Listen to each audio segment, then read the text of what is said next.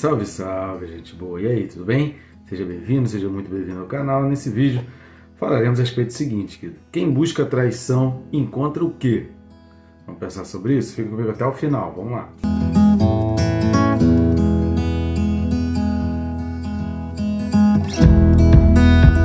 Só que antes não esqueça de se inscrever no canal. Não é possível que você está assistindo os vídeos aí e ainda não tenha se inscrito.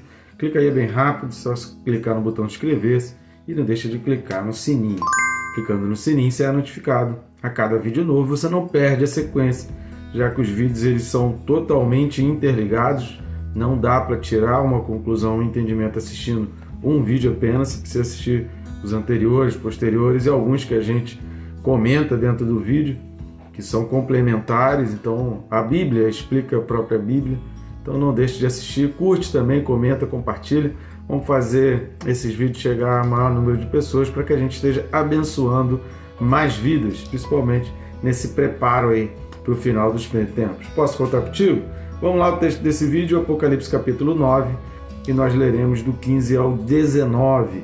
Apocalipse 9, do 15 ao 19, diz assim: Foram então soltos os 4 anjos que se achavam preparados para a hora, o dia, o mês e o ano, para que matassem a terça parte dos homens. O número dos exércitos da cavalaria era de 20.000 vezes 10 milhares. Eu ouvi o seu número. Assim, nesta visão, contemplei que os cavalos e os seus cavaleiros tinham couraças cor de fogo, de jacinto e de enxofre. A cabeça dos cavalos era como cabeça de leão, e de sua boca saía fogo, fumaça e enxofre. Por meio desses 3 flagelos, a saber, pelo fogo, pela fumaça e pelo enxofre, que saíam da sua boca, foi morta a terça parte dos homens, pois a força dos cavalos estava na sua boca, e a sua cauda, porquanto a sua cauda se parecia com serpente, e tinha cabeça, e com ela causavam dano. Amém, querido? Então, vamos dar uma pausa aqui antes da gente falar dessa questão do arrependimento. A gente vai falar no próximo vídeo, que é muito importante para o entendimento aqui do segundo ai, ou a sexta trombeta. Nós estamos falando aqui. Nós já falamos aí no vídeo passado a questão da rejeição a Deus, que fica evidente para essas pessoas que estavam aqui enfrentando. Com relação ao rio Eufrates, alguns estudiosos entendem que será por ali a invasão de Israel. Mas a gente não tem certeza disso, é uma coisa que a gente não pode afirmar. O versículo 15 vai dizer que foram soltos os 4 anjos. Esses 4 anjos, querido, são aparentemente demônios, que demônios são anjos, mas que estavam pré-determinados. Esses pré-determinados aqui, conforme Daniel, capítulos 9 e 10, que vão falar que certos anjos governam países e que Deus tem as coisas determinadas ali conforme o seu tempo. Então, preparados para o dia, para a hora, o dia e o mês em que chegava aquele momento que matasse ali a terça parte dos homens. Alguns entendem aqui, como nós lemos no início do capítulo 9, que no primeiro ai, ou na quinta trombeta, de que lá na quinta trombeta, no primeiro ai, os homens não morreriam. Alguns entendem que essa lacuna aqui, entre a quinta trombeta e a sexta trombeta, é um tempo para o arrependimento. É um tempo onde depois do arrebatamento, então alguns entendem, até numa série de filmes intitulados Deixados para Trás, o entendimento ali é esse, de que se no versículo 20 aqui está falando não se arrependeram das suas obras, alguns entendem que pela quinta trombeta determinar que os homens não conseguiam morrer, tentavam, se esforçavam para morrer e não conseguiam morrer, e agora na sexta trombeta ocorre a morte, de que essa espera, esses 5 meses de espera, seria um tempo para o arrependimento pós-arrebatamento. Mas, querido, isso é uma maneira de interpretar, isso é uma maneira de extrair o entendimento. A Bíblia não está sendo clara quanto a isso. Então, eu não vou colocar isso como uma doutrina bíblica. Estou dizendo que algumas pessoas entendem assim. Não vou dizer também que está plenamente errado. que o estudioso da Bíblia, entende que a Bíblia fala muito nas entrelinhas, tanto quanto nas linhas. Então isso é um princípio de estudo bíblico, as entrelinhas dizem muito na Bíblia, porém seriam afirmações aqui que mexeriam com vários outros aspectos dentro desse contexto, digamos assim, de cronológico dos fatos do Apocalipse. Então, eu particularmente não acredito nessa linha de pensamento e não vou colocar isso como doutrina, apenas a nível de estudo e dizendo a respeito do filme, da série de filmes deixados para trás, que o entendimento dele se baseia aqui, que nesses 5 meses é uma oportunidade que Deus está dando, já sem a presença do Espírito Santo, sem a presença da igreja, das pessoas se arrependerem por si só, de que talvez alguns ali realmente venham se arrepender. Há a gente vai ver mais para frente, a partir do capítulo 11 aí, uns indícios de que talvez isso possa ser uma verdade, mas a gente não pode, eu não vou aqui dizer que isso é o significado desse contexto aqui, tá bom? O versículo 16 vai falar, o número dos exércitos de cavalaria era de 20 mil vezes 10 milhares, ou seja, de 20 milhões, de 200 milhões, né? 20 vezes 10, 200, de 200 milhões, um exército de 200 milhões. 200 milhões, querido, para aquela época era um número gigantesco. 200 milhões é a população do Brasil aí, né? O Brasil tem aproximadamente 220 milhões de habitantes. Então é praticamente a população do Brasil inteiro. Você imagina nessa época aqui, em que não se conhecia outros continentes além daquele trecho ali entre Europa e Ásia. Não havia o conhecimento de outros continentes. Sem contar que a própria população mundial daquela época era muito pequena. Haja vista que a população mundial só chegou a 1 bilhão de habitantes no mundo inteiro no século XVIII, né? Ali século XVIII, XIX, que a população foi chegar a 1 bilhão de habitantes. Ou seja, 18 séculos antes, você imaginar um exército de 200 milhões, seria quase que pensar na população do mundo inteiro. Então era um número muito difícil para o pessoal ali compreender. Hoje a gente consegue ter uma visão muito mais ampla. Hoje a gente consegue, dentro de um mundo com mais de 7 bilhões de habitantes, a gente consegue ter um número que 200 milhões na realidade não é um percentual tão grande dentro desse contexto de população, embora ainda seja muitos seres. Eu vou falar muitos seres porque a gente não pode dizer que sejam muitas pessoas. Está dizendo que os anjos foram soltos, preparados para o dia, e o número dos exércitos da cavalaria era de 20, eu ouvi o seu número, era de 200 milhões, os exércitos da cavalaria. Alguns teólogos entendem que aqui está falando de um exército de pessoas. Da mesma forma que os gafanhotos da quinta trombeta também não eram gafanhotos naturais, eu acho muito pouco provável que aqui estivesse falando de cavaleiros mesmo, seres humanos. Está falando de um exército espiritual, mas que, mesmo no tempo de hoje, é poderosíssimo. 200 milhões de cavaleiros prontos, preparados para a guerra, é muita coisa. Versículo 17 vai falar, assim nessa visão contemplei que os cavalos e seus cavaleiros tinham couraças cor de fogo, de jacinto e de enxofre. As cores dessas couraças, elas vão de muito encontro ao que está falando aí e repetindo. E a gente precisa chamar muita atenção toda vez que a gente lê um texto bíblico em que determinados assuntos são repetitivos. Eu, às vezes, até sou um pouco repetitivo também nas explicações. Mas isso chama atenção na Bíblia quando algumas coisas são repetitivas. Isso quer dizer que a Bíblia está dando uma ênfase naquilo dali e que aquilo que está sendo repetido tem uma importância maior, que aquilo precisa ter uma atenção muito maior. Então a cabeça dos cavalos era como cabeça de leão e de sua boca saía fogo, fumaça e enxofre. Exatamente como as couraças desses cavalos. É por isso que não dá para a gente presumir que sejam seres humanos. Eram demônios e as consequências daquilo dali eram consequências em função desses demônios que estavam vindo de maneira avassaladora sobre a terra, de uma maneira poderosa e destruidora sobre a terra. Por quê? A gente vai ver lá no versículo 21, isso é tema do próximo vídeo, as razões pelas quais os seres humanos estavam colhendo esse tipo de fruto. Porque quando fala do arrependimento, no versículo 21 vai falar: e nem ainda se arrependeram dos seus assassínios, das suas feitiçarias, da sua prostituição, nem dos seus furtos. Então, como a gente vai ver aí no versículo 21, práticas comuns para o povo dessa época aqui da sexta trombeta.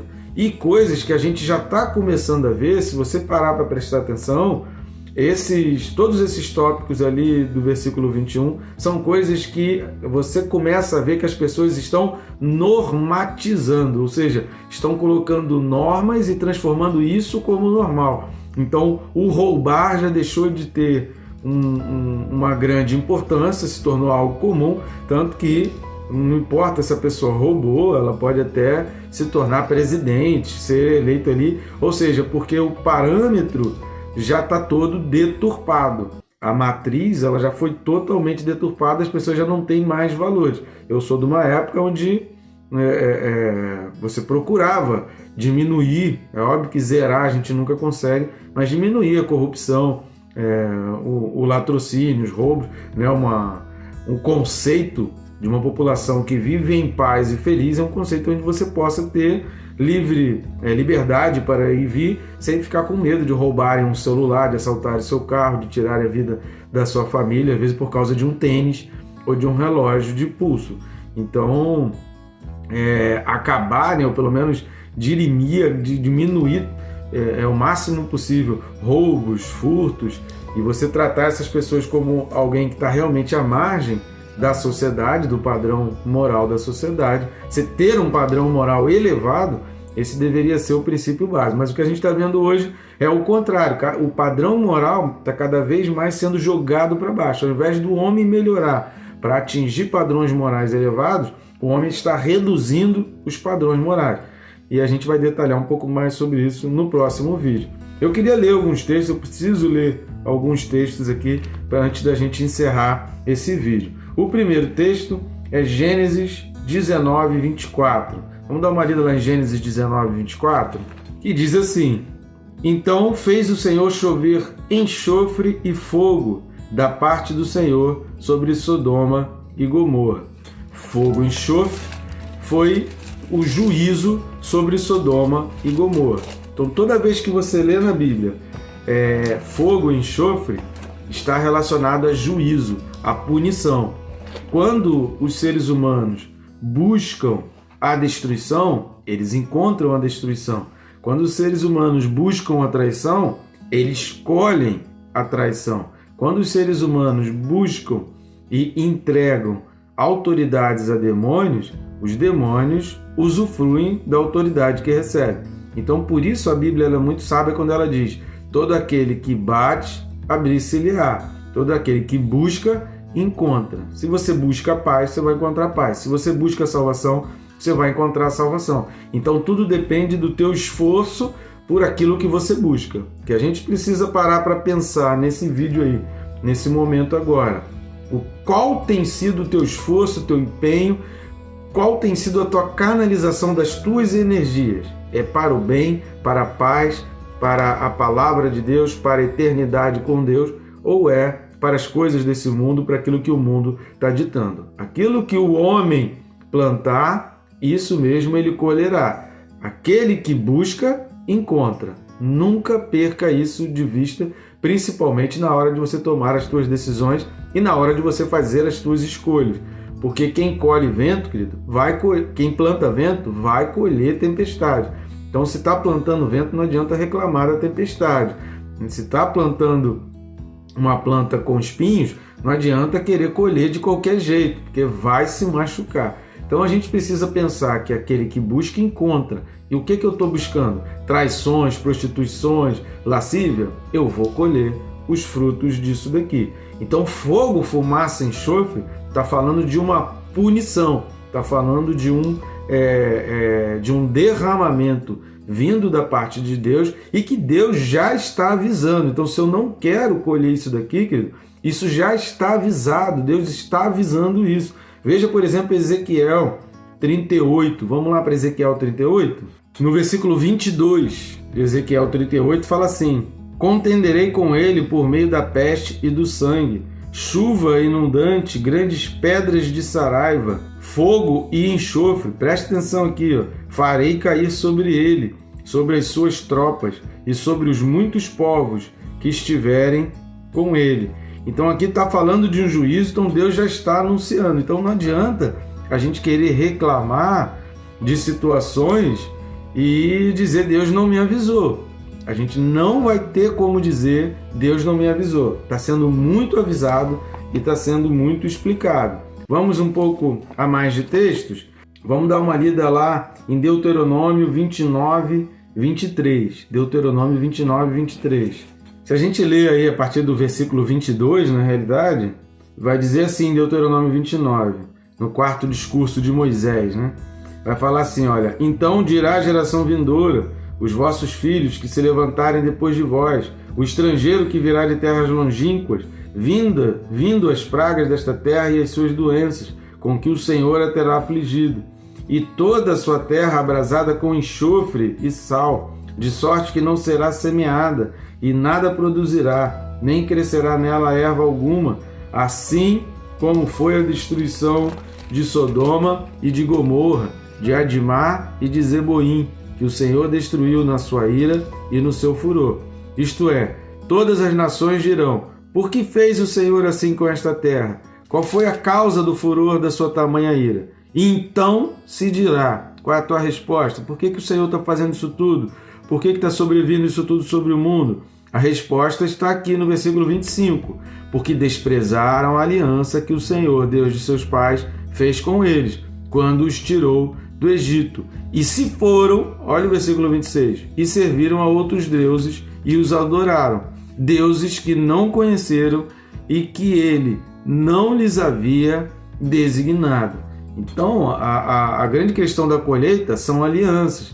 Quando a gente demanda todas as nossas energias, os nossos esforços nas alianças com o pecado, com demônios, toda vez que a gente escolhe viver uma vida no pecado, a gente está fazendo alianças. É isso que as pessoas não estão entendendo. Ah, mas fulano é muito bonzinho, ele só pratica isso, ele só faz aquilo. Querido, não existe só faz aquilo, só tem essa prática. É preciso abandonar, largar e deixar. Aí fala assim, mas e quem vive sem pecado? Não, ninguém vive sem pecado, mas uma coisa é você pecar por acidente. A outra coisa é você pecar de maneira deliberada. É isso que está falando lá em Hebreus. É quando a pessoa deliberadamente quer viver aquela prática do pecado. Ou seja, é o seu estilo de vida, é aquilo que ela escolhe para viver. Isso é completamente diferente do que você está vivendo na tua vida e de repente, falei uma mentira, falei um negócio, você tropeçou. Tropeçar, querido, é diferente de andar se arrastando, né? Uma coisa é alguém que anda se rastejando, outra coisa é uma pessoa que anda em pé e de repente ela caiu. Então quando você vê uma pessoa, um ser humano deitado no chão, você vai achar estranho, né? Você está no meio da rua e de repente tem alguém deitado no chão, o que você vai pensar? Essa pessoa passou mal, caiu, né? Tropeçou. Por quê? Porque o normal não é estar deitado no chão. Então isso é que é diferente. As pessoas estão querendo tornar como normal, fazer com que seja normal, embora seja comum, andar se arrastando. Então, quando a gente está falando de demandar esforços, gastar energia com foco numa coisa, a gente está falando de alianças. Então, por que esse tipo de prática e por que quem tem esse tipo de prática não vai entrar no céu? Embora tenha um coração bom, seja muito bonitinho, tenha olhos azuis, seja muito lindo e maravilhoso e tenha umas redes sociais repletas de coraçõezinhos e flores azuis e amarelas. Vai para o inferno. Por quê? Porque escolheu fazer aliança. É o que a gente viu lá em Deuteronômio 29. Então, quando você lê Deuteronômio 29, do 22 ao 26, ali está exatamente a resposta. Por quê? Alianças. A nossa vida é feita de aliança. Ou eu escolho me aliançar com Deus, ou eu estou escolhendo me aliançar com o pecado. Se eu estou escolhendo me aliançar com o pecado, sobrevirá sobre aqueles que fazem aliança com o pecado. É por isso que existe o selo, é por isso que existem os selados, são aqueles que escolhem fazer uma aliança, e ao escolher fazer aliança, sacrificam o seu Isaac, abrem mão dos seus pecados e escolhem um rumo. Se não quer o selo, vai ter a marca da besta. Isso não tem jeito, não adianta querer lutar contra isso. Fumaça, fogo, enxofre são sentenças, são punições decorrentes das alianças feitas pelo homem. Aquilo que ele buscou, ele está colhendo. Versículo 19 vai falar: pois a força dos cavalos está na sua boca. É o que a gente vai começar a ver a partir de agora em Apocalipse, do anticristo, do espírito do anticristo, do poder da iniquidade, desse espírito que vai começar a operar sobre a terra, que é o espírito da mentira, do duplo pensar, ou seja, a boca está falando uma coisa, mas é na cauda que tem o ferrão que vem para destruir, ou seja, o que ele fala pela frente não é exatamente o que ele está fazendo por trás. Aquilo que ele está pronunciando pela frente não são as suas reais intenções. É por isso que está falando aqui de uma cauda como serpentes, que tem cabeças e que causam dano. Repare que não é a boca que causa dano, não é o que está na frente que causa dano, mas é o que está vindo por trás. Então, muito cuidado com discursos muito lindos de pessoas que são repletas de ódio, que desprezam amigos, que desprezam a própria família, que não tem ali o convívio com filhos. Muito cuidado com pessoas que falam muito a respeito de amor, mas você não vê nenhuma interação, você não vê ali relacionamentos de fidelidade, de amor, de aproximação, de carinho com os seus familiares, ou seja, aquilo que ele está falando pela frente não é o que ele vive por trás. Por isso essa questão da cauda, porque o mundo, a gente vai começar, isso aqui você vai ouvir várias vezes nos próximos vídeos também, que o que está se falando pela frente não é o que está se fazendo por trás, por isso a cauda é o que causa dano. Ele está falando de amor, está falando de justiça, está falando de verdade, é exatamente o que está no livro 1984. Ministério do Amor, Ministério da Verdade, Ministério da Justiça.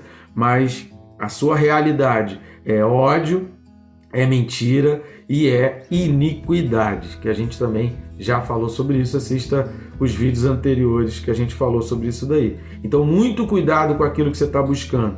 Então, pecados são alianças, que não existe esse negócio, eu tenho um coração muito bom, só gosto um pouco de prostituição. Tem um coração muito bom, mas só gosta um pouco de pederastia. Tem um coração muito bom, mas só gosta um pouco de lasciva. Não existe isso. Qualquer pecado, seja mentira, a fofoca, seja um adultério, seja a fornicação, prostituição, pederastia, tudo aquilo que a gente falou, que tem o vídeo aí de Gálatas 5, assista os vídeos correspondentes a Gálatas 5, que está aí no canal, está disponível para você, que a gente vai falar com bastante detalhe a respeito de cada pecado desse. A gente vai definir, muito bem definido cada pecado desse. E aí, querido, isso tudo é aliança. Deuteronômio 29 explica tudo. Toda vez que alguém perguntar por que essas pessoas não vão entrar no céu, você responde aí, lendo Deuteronômio 29 a partir do 22. São alianças. Só vai entrar no céu quem está aliançado com Deus, quem tem o selo, quem tem a marca. Busca, querido. Busca que você vai encontrar. Se você buscar Deus, Deus vai se permitir ser achado por você. Se você bater na porta, Deus vai abrir para você. Se você pedir perdão, Deus vai te perdoar, porque é tudo o que Ele quer e é tudo o que Ele espera de você. Que Deus te abençoe, querido, rica e abundantemente.